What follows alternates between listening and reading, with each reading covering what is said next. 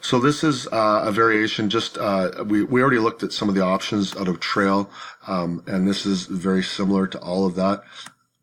Just maybe explained a little bit more. So this is called a 1-5-1 fade. 2 curls just as they normally do, rolls off the double, triple screen, and then evens out the floor. As soon as 2 is rolling around and cutting along the perimeter, 1 would use that to be able to cut right into the key, or dribble right into the key, penetrate right into the key. And if they can't take the ball right to the hoop, then they can dish it to 3 or 4, and they could always put the ball back out to 2 as well. In this case, they turned it and reversed the ball to 5, who has filled the spot directly behind them.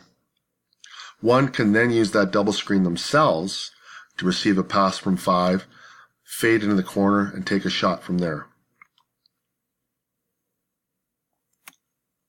The other option we looked at previously was 5 could also put the ball to the 2 spot and then cut down the middle of the floor themselves for a layup opportunity as well. And again, they can either take the ball right to the hole, or they can dish it to 3 or 4, or again put the ball back out to 2. So lots of options out of this, lots of very cool options, okay?